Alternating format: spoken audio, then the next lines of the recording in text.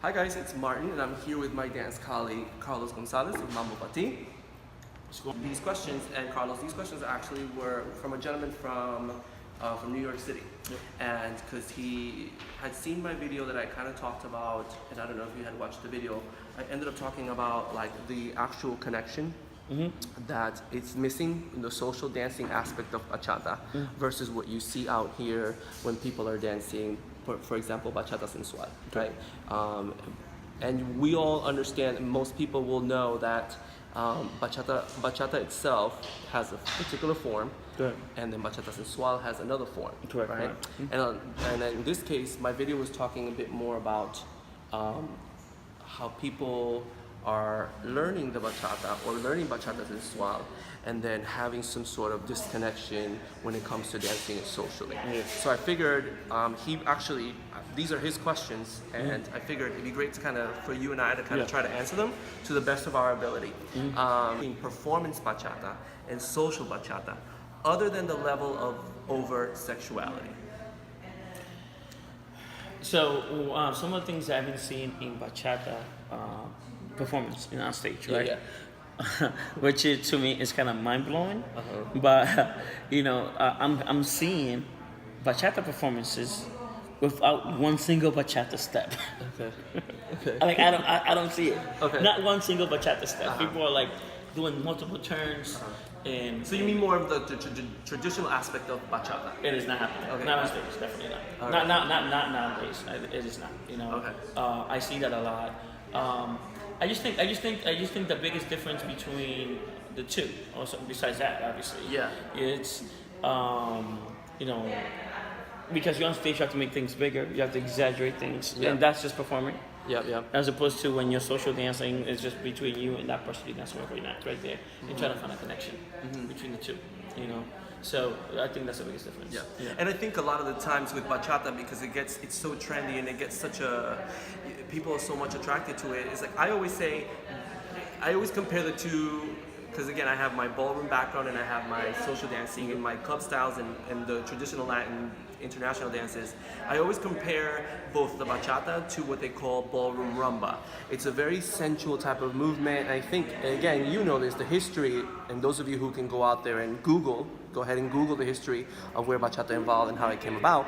It was banned for many years because of the overt sexuality of it. And I think right now, with what that question was, with regards to the performance bachata with regular bachata, I think it's learning boundaries on how it's taught. And again, I think it goes back to how the instructor is saying, hey, okay, this is appropriate, this is not appropriate, and then this is for performance part of it. Exactly. I think we could agree to that, right? And you're right, and if you're gonna perform, nowadays it's very, because of the evolvement of bachata, it's like you're right, you're starting to see way less and less and less of the traditional stuff and more of the, what I like to call a little bit of like the Cirque du Soleil type of vibe, which is nothing wrong with that, but you're right about that. Anything else to add to that before we move on? The funny is, so I have fun. So obviously I was born in the Dominican Republic. Right. So bachata and merengue, like I grew up dancing that even before I even moved to the United States. Yeah. As a kid. Yeah. So what I have an idea of what bachata is as far as the authenticity of bachata, right? So I remember the first time I started dancing bachata, and I was like probably like 8-9 years old, right? And we were in this park, and they had like fiesta patronales, so, and all they do, like all they said to me, I'm watching people dance, and they're just like, you hear this? Move your steps, and then I see, but then I try to copy the steps or whatever, right? And that was it. Yeah. But and also too, within my family, I had some family members are musicians also too. So we would gather as a family or as friends, and drink, and the adults would drink, and we still do that, and people play guitar, and that's the bachata. That's like so you feel it from a. So it's a cultural. It's a cultural thing. It's a big cultural part of being Dominican. Exactly. And that is portrayed through the music. And I think that's the part, Carlos, again, going back to, trying to answer these questions for this gentleman, is that's the part that I think is lost in translation It is. when it's being taught, right? So one thing that was pretty big here for a while, which is to me the fact that bachata and merengue típico go hand in hand. Yeah. And here you don't see it, you know. No. Like you don't have a bachata singer or bachata band that doesn't do típico.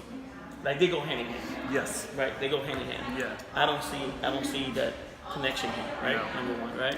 You mean in Rhode Island in general? No, or no, just just in the industry now. Got it, got in the it. industry now, correct? Got it, And I got it. and I you know I can see many different ways, but to me it's just kind of mind blowing. Mm-hmm. But funny story. I went to this bachata event, and I'm dancing and I'm doing my bachata steps, and the female I'm dancing with goes, "What are you doing?" And I said, "I'm dancing bachata."